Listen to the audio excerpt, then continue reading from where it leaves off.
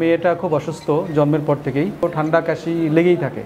গ্রামের মানুষ স্বল্প উপার্জন করি, কারণ গলা ডাক্তারের কাছে নেওয়া হয়। 3 মিনিট 4 মিনিট সর্বোচ্চ 5 মিনিট, 500 টাকা বা 600 টাকা টিকিট আগে কাটো, ডাক্তার শুনে কিছু মেডিসিন কিছু টেস্ট, এই হচ্ছে ট্রিটমেন্ট। আমার বাচ্চাটা এখন আল্লাহর রহমতে অনেক ডেভেলপ। আমি মোহাম্মদ মাজেদুল ইসলাম। আমি এখন আছি ন্যাশনাল লাইফ ইন্স্যুরেন্সে, ঝিনাইদহ আছি জেলা কার্যালয়। 2019 সালে আমার রোড অ্যাক্সিডেন্টে আমার ডান পাটা ভেঙে যায়। তখন আমি একটা হসপিটালে অপারেশন করতে যাই। হসপিটালটার নাম হচ্ছে আলফালা হসপিটাল, ঝিনাইদহ। সেখানে গিয়ে আমি অপারেশন করতে গিয়ে, অপারেশনের পরে আমার ওখানে যে অ্যাডমিনিস্ট্রেশনে আছে খালেদ ভাই, তো ওনার সাথে যে কোনো বিষয়ে একটা স্বাস্থ্যগত বিষয়ে কথা বলতে বলতে তখন উনি আমাকে বললো যে ডক্টর মুজিবুর রহমান এই নামে আপনি সার্চ দেন, একটা ইউটিউবে ভিডিও পাবেন। এটা 2019 সালে। জি। তখন খালেদ ভাই আমাকে পরামর্শ দিলে ডক্টর মুজিবুর রহমান, উনি খুব ভালো মানুষ, ওনার ভিডিওগুলো আপনি একটু দেখেন। তখনই আমি একটু উদ্বুদ্ধ হইলাম। তারপরে আমি ইন্টারনেটে ইউটিউবে আমি ওনার ভিডিওগুলো দেখতাম। দেখতে দেখতে তারপর দেখলাম ওনার একটা বইও আছে। প্রথম দিকে যে বইটা ছিল যে ঔষধবিহীন একটা চিকিৎসা পদ্ধতি, স্বাস্থ্যকর জীবন। তারপর আমি বইও একটা কিনলাম অনলাইনে, বইটা পড়লাম। আর ইউটিউবে আমি খুব ঘাটাঘাটি করতাম, ওনার যতগুলো ভিডিও আমি দেখতাম। তার মধ্যে আমার মেন ছিল যে আমার মেয়েটা খুব অসুস্থ জন্মের পর থেকেই। 2016 সালে ওই হসপিটালেই আমার বাচ্চাটা ভূমিষ্ঠ হয় সিজারের মাধ্যমে। সিজারের সময় আমার ওয়াইফের সিজার করার পরবর্তী ডাক্তার সাহেব দেখেন যে ভিতরে একটা সিস্ট, একটা টিউমারও আছে। তা তখন তার তো সিজারও এই সময় টিউমারটাও কেটে ফেলা হয়। এই দুইটা অপারেশনের কারণে আমার ওয়াইফ খুব অসুস্থ হয়ে যায়, ব্লিডিংও হয় না, বাচ্চা বুকের দুধ পায় না একেবারে টোটালি। অনেক চেষ্টা করলাম প্রায় 10 দিন পর্যন্ত যে বুকের দুধ ছাড়া খাওয়ানোর জন্য, কিন্তু বুকে আর দুধ হয় না, যার কারণেই বাচ্চার অ্যান্টিবডি নাই। তখন থেকেই বাচ্চাটা অসুস্থ, ঠান্ডা কাশি লেগেই থাকে। আর আমিও আর তো অল্প গ্রামের মানুষ, স্বল্প উপার্জন করি, বাধ্য হয়ে আমি জানতাম না যে গরুর দুধে এত সাইড ইফেক্ট। তখন আমি গরুর দুধ 60 টাকা লিটার ছিল আমাদের ওখানে, আমি রেগুলার আমার বাচ্চাই 1.5 লিটার করে গরুর দুধ পার ডে খেত। কিন্তু যে কম খরচের মধ্যে বাচ্চাটা কীভাবে মানুষ করা যায়, দুধ ছাড়া তো অন্য কিছু পায় ওই সময় তো সম্ভব না। আর বাজারে যে দুধগুলো আছে ল্যাকটোজেন বা বিভিন্ন ধরনের কৌটার দুধ, ওগুলো তো একটা কৌটা 2 দিন 3 দিনে শেষ। হ্যাঁ, ওই লাখ লাখ টাকা দরকার। তখন আমি বাধ্য হয়ে গরুর দুধটা খেতাম। পরবর্তীতে আমার বাচ্চা দেখি ওই সুস্থ থাকে, আবার অসুস্থ হয়ে যায়, ঠান্ডা কাশি অলওয়েজ লেগেই থাকে, বিশেষ করে ঠান্ডা আর কাশি ছোটোবেলায় থেকেই। তারপরে আমি খুব ফ্রাস্ট্রেট হয়ে গেলাম যে এই ঠান্ডা কাশি সারে না কেন। ডাক্তারের কাছে নিয়ে যাই, অ্যালোপ্যাথিক মেডিসিন বিশেষজ্ঞ, শিশু বিশেষজ্ঞ ডাক্তাররা ওই ঠান্ডা কাশির ওষুধ এইগুলোই দিচ্ছে, কিন্তু কোনো কাজে আসছে না।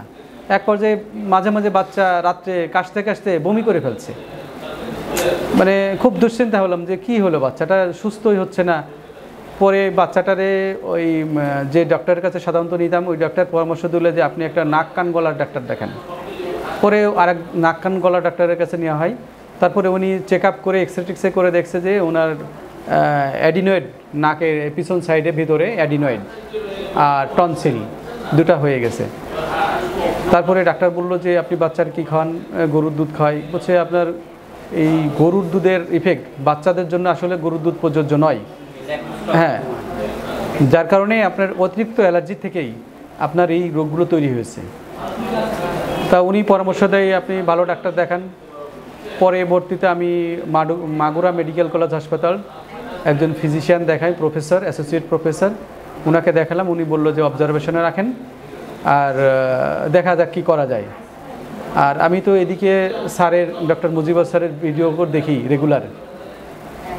তারপর অনেক ঘাটাঘাটি করে আমি দেখলাম যে ওনার একটা মেডিসিনাল কোকোনাট অয়েল, উনি মেডিসিন নাম দিছে, আসলেই মেডিসিন।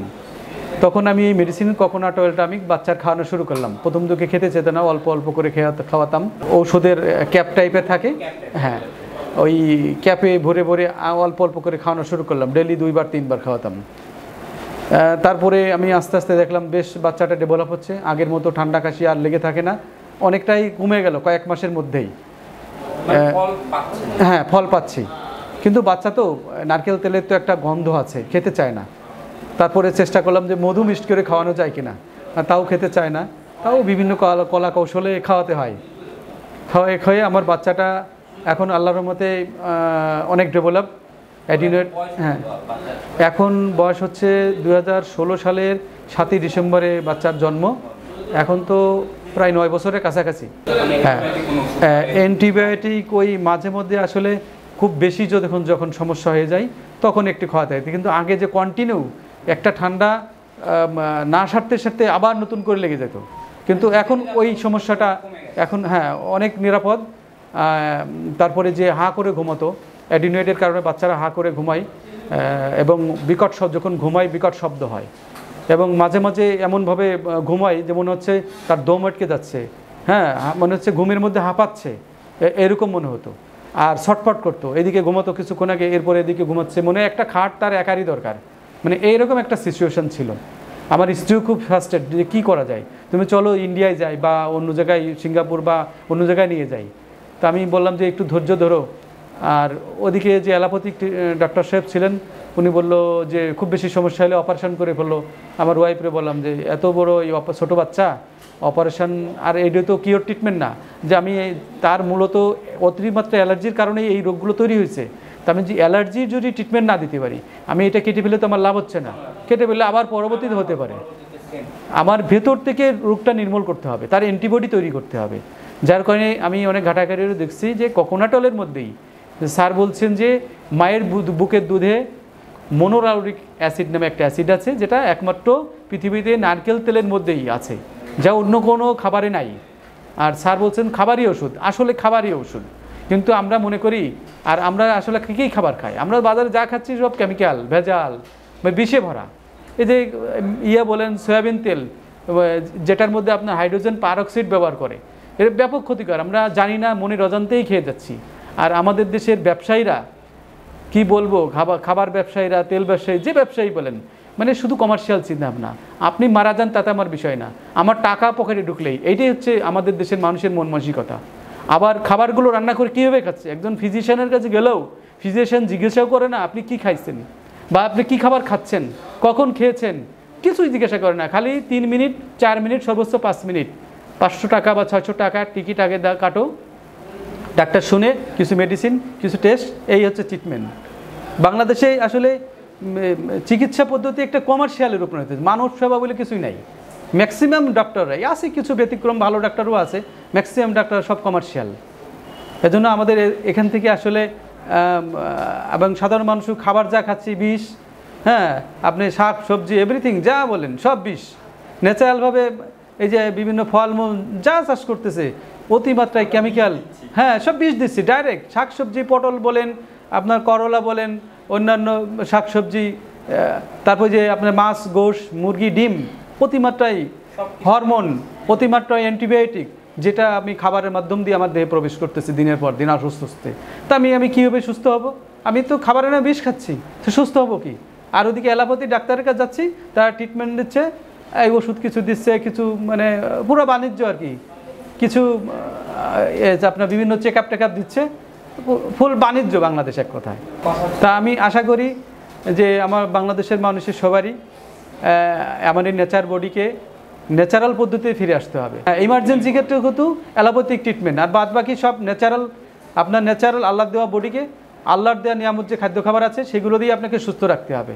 আর সেই খাবারগুলো তৈরি পদ্ধতি কীভাবে প্রসেসিংয়ে তৈরি হচ্ছে এগুলো আমাদের দেখতে হবে, সবাই চেষ্টা করতে হবে। আর আমি স্যারের এই ইয়েটাকে আমি অনেক সাধুবাদ জানাই।